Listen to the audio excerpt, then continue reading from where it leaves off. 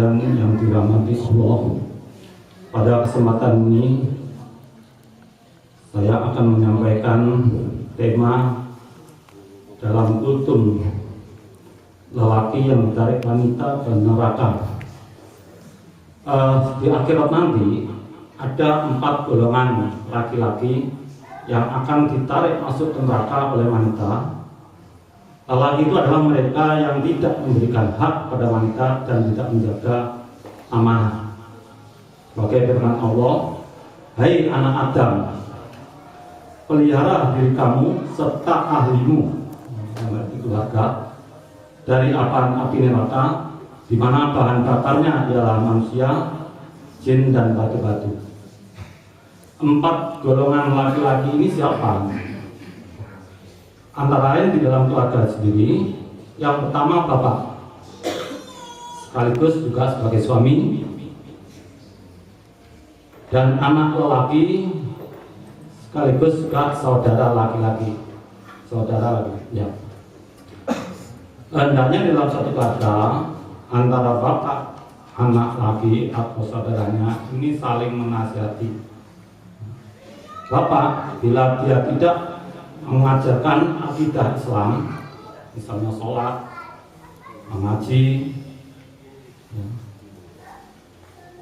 terus pada putrinya tidak mendidik pada putrinya menutup aurat atau menjaga perilaku, bahkan merestui anak perempuannya bersuami yang tidak mengerti agama, ya.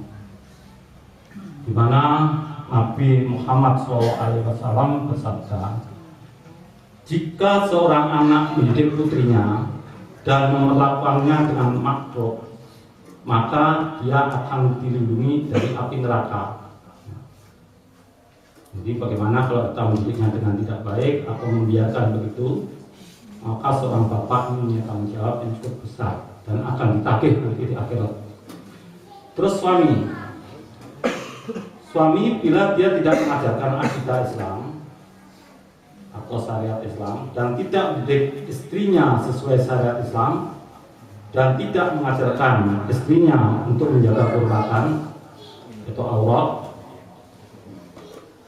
juga harta benda suami, ini juga nanti di mana putri akan menyeret bapaknya ke neraka. Juga seorang istri nanti juga bisa menyeret suaminya ke neraka, seorang wanita.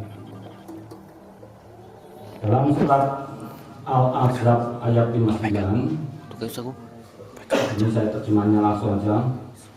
Allah berfirman, "Wahai Nabi, katakanlah kepada istri-istri engkau, anak perempuan engkau, dan istri-istri orang mukmin."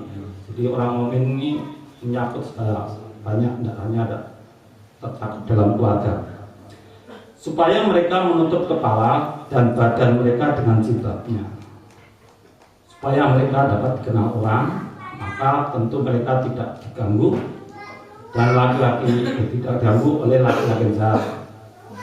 Allah Maha Pengampun lagi Maha Pengasih. Mengenai saudara laki-laki, apabila ayah sudah meninggal dunia atau tidak ada, maka tanggung jawab menjaga wanita atau saudaranya wanita ini jatuh ke bahu saudara lelakinya.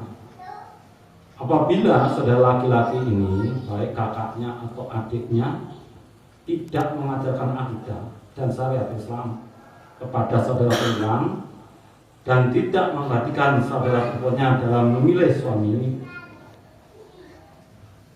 dan hanya mementing saudara laki hanya mementing keluarganya dan adiknya dibiarkan melenceng dari ajaran agama atau ajaran Islam, maka saudara perempuan tadi juga bisa menyeret lakinya ke neraka.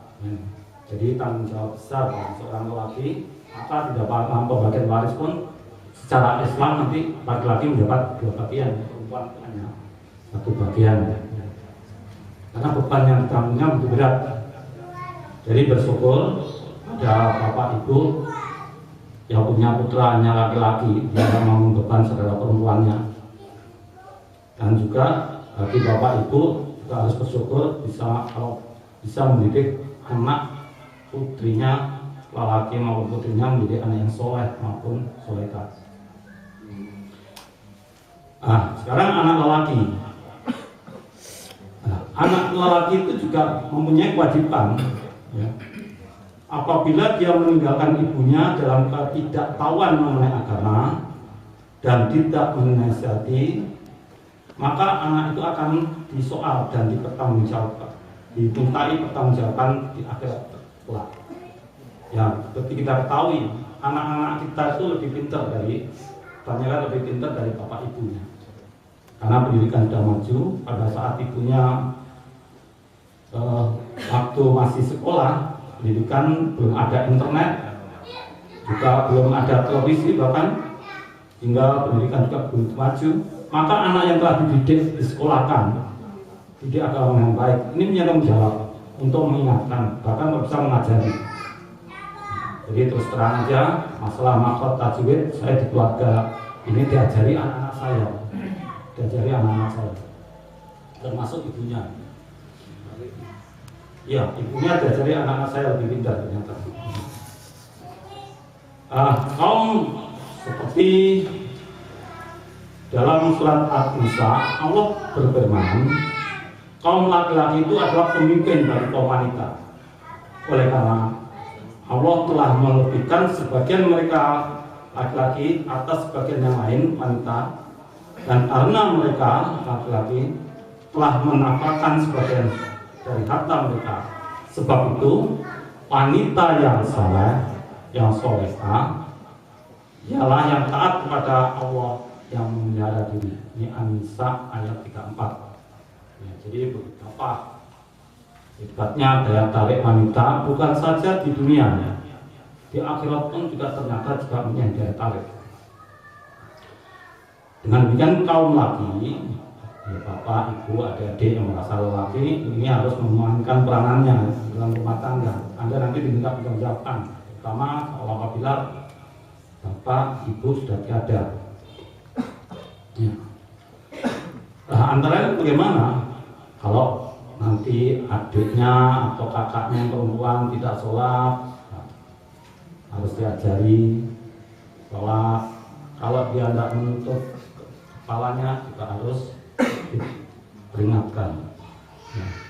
Jadi Nabi Muhammad pernah bersabda, wahai Asma, sesungguhnya seorang perempuan apabila sudah cukup umur tidak boleh dilihat seluruh anggota tubuhnya kecuali ini dan ini, ya.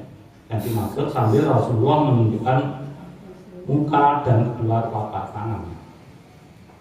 Di hadis lain Rasulullah juga bersabda, wanita yang akan digantung dengan rambutnya sampai mendidih kotak di kepalanya di dalam neraka ialah wanita-wanita yang memperlihatkan tubuh rambutnya kepada laki yang bukan muhrimnya. Ini saya hanya membacakan dari hadis Nabi, sedangkan penafsirannya monggo ditafsirkan sendiri. Nah, di dalam surat Al-Maidah ayat 5, ini nih Allah telah berfirman, barang siapa yang mengingkari hukum-hukum syariat Islam sudah beriman, maka hapuslah pahala amalnya, bahkan di akhirat dia termasuk orang-orang yang merugi. Ini Al-Maidah ayat 5. Sebenarnya juga Allah menciptakan manusia antara wanita dan pria ini disejajarkan. Ini dalam surat Asy-Syura ayat 49, Allah juga berfirman, kepunyaan Allah lah kerajaan langit dan bumi. Dia menciptakan apa yang dia kehendaki. Dia memberikan anak-anak perempuan kepada siapa yang dia kehendaki, dan memberikan anak-anak lelaki kepada siapa yang juga dikehendaki. Ini firman Allah dalam Asy-Syura. Jadi biar bagaimanapun setiap manusia itu memiliki kesempatan yang sama untuk menjadi penghuni surga bila dia beriman dan bertakwa kepada Allah Subhanahu wa taala semata, dan memiliki sifat yang sama juga untuk menjadi penghuni neraka apabila dia melanggar perintah-perintah Allah. Ini yang makna dari surat Asy-Syura ayat 49. Demikian yang bisa saya sampaikan. Wabillahi taufik wal hidayah. Assalamualaikum warahmatullahi wabarakatuh.